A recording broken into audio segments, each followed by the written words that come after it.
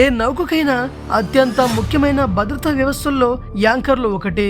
బలమైన గాలులు, సముద్ర తుఫానులు వచ్చినా కూడా ఇవి భారీ నౌకలను సముద్రం మధ్యలో ఒకే చోట స్థిరంగా నిలిపి ఉంచగలవు. ఈ మహా నౌకలను చాలా మంది తేలియాడే నగరాలను కూడా పిలుస్తారు. కానీ ఇంత భారీ నౌకను దాని పరిమాణంతో పోలిస్తే చాలా చిన్నగా కనిపించే ఒక లోహపు యాంకర్ ఎలా ఆపగలుగుతుందని మీరు ఎప్పుడైనా ఆలోచించారా? ఇక్కడ చాలా మందికి తెలియని విషయం ఏంటంటే, నిజానికి నౌకను నిలిపి ఉంచేది కేవలం యాంకర్ మాత్రమే కాదు. అవును, మీరు ఒక యాంకర్ ను లోతైన సముద్రంలోకి అలాగే పడేస్తే అది పెద్దగా ఉపయోగపడదు. అంతేకాదు, దాన్ని తప్పుడు విధంగా లాగడానికి ప్రయత్నిస్తే మీ నౌకని ప్రమాదంలో పడవచ్చు. మరి కెప్టెన్లు యాంకర్ ను ఖచ్చితంగా ఎక్కడ వేయాలో ఎలా తెలుసుకుంటారు? ఎంత గొలుసు వదలాలో ఎలా నిర్ణయిస్తారు? సముద్రపు అడుగు భాగంలో బలంగా ఇరుక్కుపోయిన 20 టన్నుల యాంకర్ ను మళ్ళీ పైకి ఎలా లేపుతారు? ఈ రోజు మనం యాంకర్ల వెనుక దాగి ఉన్న అద్భుతమైన ఇంజనీరింగ్ మరియు ఫిజిక్స్ గురించి తెలుసుకోబోతున్నాం. సో ఫ్రెండ్స్, వీడియోకి లైక్ కొట్టి ఛానల్ ని సబ్స్క్రైబ్ చేసుకోవడం మాత్రం మర్చిపోకండి. ఒక షిప్ యాంకర్ ఎలా పనిచేస్తుందో అర్థం చేసుకోవాలంటే ముందుగా ఒక విషయం తెలుసుకోవాలి. షిప్ ను స్థిరంగా నిలిపి ఉంచడంలో యాంకర్ తో పాటు సముద్రపు అడుగున పడి ఉండే భారీ స్టీల్ గొలుసు కూడా కీలక పాత్ర పోషిస్తుంది. ఇది సాధారణంగా మనం చూసే గొలుసు కాదు. ఉదాహరణకు, ఒక భారీ క్రూజ్ షిప్ యాంకర్ గొలుసులోని ఒక్క లింకే 130 కిలోలకు పైగా బరువు ఉండొచ్చు. మొత్తం గొలుసులో 180కి పైగా లింకులుండి దాని పొడవు 300 మీటర్ల కంటే ఎక్కువగా ఉంటుంది. ఒక పెద్ద క్రూజ్ నౌక యాంకర్ బరువు 15 నుంచి 20 టన్నుల వరకు ఉండొచ్చు. కానీ ఆశ్చర్యకరమైన విషయం ఏంటంటే, దానికి అనుసంధానమైన గొలుసు బరువు మాత్రం యాంకర్ కంటే ఇంకా ఎక్కువగా ఉంటుంది. కొన్ని నౌకల్లో ఈ గొలుసు బరువు 60 నుంచి 120 టన్నుల వరకు ఉండొచ్చు. ఇదే యాంకరింగ్ సిస్టమ్ లోని అసలు సీక్రెట్. కెప్టెన్ యాంకర్ వేసేటప్పుడు దాన్ని కేవలం సముద్రంలో పడేయడు. దానికి అనుసంధానమైన భారీ స్టీల్ గొలుసును కూడా సముద్ర తట్టుపై విస్తరింపజేస్తాడు. దీంతో కాటనరీ కర్వ్ అనే ప్రత్యేకమైన వంపు ఆకారం ఏర్పడుతుంది. ఈ ఆకారమే గాలులు, అలలు, సముద్ర ప్రవాహాల వచ్చే భారీ ఒత్తిడిని తగ్గించడంలో సహాయపడుతుంది. గొలుసులోని ఒక భాగం సముద్రపు బురదలో స్థిరపడిపోతుంది. అది ఒక భారీ షాక్ అబ్జర్బర్ లా పనిచేస్తుంది. ఒక పెద్ద అల నౌకను వెనక్కి లాగడానికి ప్రయత్నించినప్పుడు ముందుగా సముద్ర తట్టుపై పడి ఉన్న టన్నుల కొద్ది స్టీల్ గొలుసును పైకి లేపాల్సి ఉంటుంది. ఆ తరువాత మాత్రమే ఆ బలం యాంకర్ కు చేరుతుంది. ఇక్కడే యాంకర్ అసలు మ్యాజిక్ ప్రారంభమవుతుంది. ఆ బలం చివరకు యాంకర్ కు చేరేసరికి అది దాదాపు సమాంతర దిశలో మారిపోతుంది. దీంతో యాంకర్ మట్టిలోంచి బయటకు లాగబడకుండా ఇంకా లోతుగా దిగిపోతుంది. యాంకర్ లోని ప్లూక్స్ అనే వెడల్పైన భాగాలు ఇసుక లేదా బురదలో గట్టిగా పాతుకుపోతాయి. షిప్ ఎంత ఎక్కువ కదలడానికి ప్రయత్నిస్తే యాంకర్ అంత లోతుగా దిగిపోతూ మరింత బలంగా పట్టి ఉంచుతుంది. అందుకే చిన్నగా కనిపించే ఒక యాంకర్ కూడా లక్షల టన్నుల బరువున్న నౌకను స్థిరంగా ఒకే చోట నిలిపి ఉంచగలుగుతుంది. ఇంకో ఆసక్తికరమైన విషయం ఏంటంటే, నౌకలు తమ దగ్గర ఉన్న మొత్తం గొలుసును సాధారణంగా ఉపయోగించవు. దీనికోసం కెప్టెన్లు స్కోప్ అనే నియమాన్ని ఉపయోగిస్తారు. సాధారణంగా నీటి లోతు కంటే 5 నుంచి 7 రెట్లు ఎక్కువ గొలుసును వదులుతారు. ఉదాహరణకు, నీటి లోతు 20 మీటర్లయితే నౌక దాదాపు 100 నుంచి 140 మీటర్ల వరకు గొలుసును వదలవచ్చు. సముద్రం చాలా ఉధృతంగా ఉంటే లేదా గాలులు బలంగా వీస్తున్నప్పుడు ఈ పరిమాణాన్ని ఇంకా పెంచుతారు. ఎందుకంటే ఎక్కువ గొలుసు సముద్ర తట్టుపై ఉండడం వల్ల యాంకర్ మరింత బలంగా పట్టుకుంటుంది.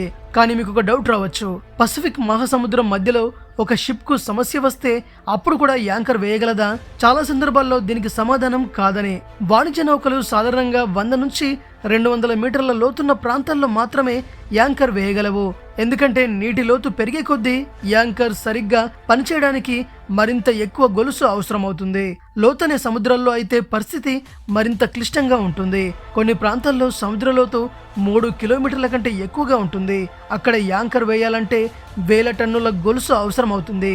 అంత భారీ ఉక్కు గొలుసు దాదాపు నిలువుగా వేలాడితే యాంకర్ను నియంత్రించే విండ్లాస్ యంత్రం దెబ్బతినే ప్రమాదం ఉంది. అంతేకాదు, షిప్ నిర్మాణంపైనే ప్రమాదకరమైన ఒత్తిడి పడుతుంది. అందుకే లోతైన సముద్రాల్లో నౌకలు సాధారణంగా యాంకర్ వేయవు. బదులుగా సహాయం వచ్చే వరకు లేదా వాతావరణ పరిస్థితులు మెరుగుపడే వరకు సముద్రంలో తేలుతూనే ఉంటాయి. అయితే రీసెర్చ్ చేసే షిప్లు, డ్రిల్లింగ్ షిప్స్ మాత్రం డైనమిక్ పొజిషనింగ్ లో అనే ప్రత్యేక సిస్టమ్ ను ఉపయోగిస్తారు. ఇందులో కంప్యూటర్లు నౌక చుట్టూ ఉన్న థ్రస్టర్లను నియంత్రిస్తూ యాంకర్ అవసరం లేకుండానే షిప్ ను ఒకే చోట స్థిరంగా ఉంచుతాయి. నౌకలు తక్కువ లోతు ఉన్న ప్రాంతాలకు చేరుకున్నప్పుడు అధికారులు నాటికల్ చార్ట్స్ మరియు కంప్యూటర్ సిస్టంల సహాయంతో నీటి లోతును పరిశీలిస్తారు. ఆ తర్వాత ఎంత గొలుసు అవసరమో నిర్ణయిస్తారు. అయితే ఇంకో ప్రశ్న మిగిలే ఉంటుంది. ఇప్పటికే ఎంత గొలుసు వదిలారో ఎలా కొలుస్తారు? దీనికోసం చాలా పాత సముద్ర కొలత విధానాన్ని ఉపయోగిస్తారు. యాంకర్ గొలుసును షాకిల్స్ లేదా షార్ట్స్ అని పిలిచే సమాన భాగాలుగా విభజిస్తారు. ప్రతి భాగం దాదాపు 27.5 మీటర్లు లేదా 90 అడుగుల పొడవు ఉంటుంది. ఈ భాగాలను కలిపే లింకులను సులభంగా గుర్తించడానికి తెలుపు లేదా ఎరుపు రంగులతో పూత వేస్తారు. యాంకర్ గొలుసు బయటకు వెళ్తున్నప్పుడు నౌక ముందు భాగంలో ఉన్న అధికారి ఈ గుర్తులను గమనిస్తూ ఎన్ని షాకిల్స్ వెళ్ళాయో లెక్కిస్తాడు. తర్వాత ఆ సమాచారాన్ని రేడియో ద్వారా బ్రిడ్జ్కు తెలియజేస్తాడు. ఉదాహరణకు 3 షాకిల్స్ నీటిలో ఉన్నాయంటే దాదాపు 83 మీటర్ల గొలుసు వదిలారని అర్థం. దీంతో సముద్ర తట్టుపై ఎంత బరువుందో యాంకర్ సురక్షితంగా పట్టుకుందో లేదో కెప్టెన్ అంచనా వేయగలుగుతాడు. యాంకర్ సముద్ర అడుగు భాగాన్ని తాకిన వెంటనే షిప్ స్థిరంగా నిలిచిపోదు. మొదట అది కేవలం నేలపై పక్కకు వాలిపోయి ఉంటుంది. అది నిజంగా పనిచేయాలంటే నౌక నెమ్మదిగా వెనక్కి కదలాల్సి ఉంటుంది. అప్పుడు గొలుసు యాంకర్ ను సమాంతరంగా లాగడం ప్రారంభిస్తుంది. దీంతో యాంకర్ తన సరైన స్థానంలోకి తిరుగుతుంది. దాని ఫ్లూక్స్ కిందికి వంగి సముద్రపు నేలలోకి దిగడం ప్రారంభిస్తాయి. ఇసుక లేదా బురద నేలల్లో యాంకర్ మరింత లోతుగా పాతుకుపోతుంది. కొన్ని సందర్భాల్లో అది పూర్తిగా మట్టిలో కనిపించకుండా పోవచ్చు. నౌక ఎంత ఎక్కువ కదలడానికి ప్రయత్నిస్తే యాంకర్ అంత బలంగా నేలను పట్టుకుంటుంది. ఇదే కారణంగా ఒక్క యాంకర్ లక్షల టన్నుల బరువున్న నౌకను కూడా ఆపగలుగుతుంది. కానీ ఒక సమయంలో నౌక మళ్ళీ ప్రయాణం ప్రారంభించాల్సి ఉంటుంది. అప్పుడు మొత్తం ప్రక్రియను తిరిగి మార్చాలి. అంటే యాంకర్ను మళ్ళీ పైకి తీసుకోవాలి. దీనికోసం నౌక ముందు భాగంలో అమర్చిన అత్యంత శక్తివంతమైన యాంకర్ విండ్లాస్ యంత్రం పనిచేయడం ప్రారంభిస్తుంది. ఇది భారీ స్టీల్ గొలుసును మెల్లగా తిరిగి నౌకలోకి లాగుతుంది. గొలుసు పైకి వస్తున్న కొద్దీ సీబెడ్ పై పడి ఉన్న భాగం మళ్ళీ పైకి లేవడం ప్రారంభిస్తుంది. కొంతసేపు యాంకర్ మాత్రం ఇంకా మట్టిలోనే బలంగా ఇరుక్కుపోయి ఉంటుంది. కానీ నౌక యాంకర్ ఉన్న ప్రదేశం నుండి నెమ్మదిగా కదులుతున్నప్పుడు లాగే కోణం పూర్తిగా మారిపోతుంది. ముందుగా సమాంతరంగా లాగిన బలం ఇప్పుడు నేరుగా పైకి లాగడం ప్రారంభిస్తుంది. ఇక్కడే యాంకర్ మట్టిలోంచి బయటకు రావడం ప్రారంభిస్తుంది. ఒక్కసారి అది పూర్తిగా బయటకు వచ్చిన తర్వాత విండ్లాస్ యంత్రం దాన్ని నీటిపైకి లాగి నౌక ముందు భాగంలో ఉన్న దాని స్థలంలో మళ్ళీ భద్రపరుస్తుంది. ఇలా చూస్తే చిన్నగా కనిపించే ఒక యాంకర్ వెనుక ఎంత అద్భుతమైన ఫిజిక్స్ పనిచేస్తున్నాయో మీకు అర్థమవుతుంది. ఇది ఫ్రెండ్స్, చూసారుగా. మరిన్ని ఇలాంటి ఇంట్రెస్టింగ్ వీడియోస్ కోసం తెలుగు బ్రెయిన్ ఛానల్ని తప్పక సబ్స్క్రైబ్ చేసుకోండి.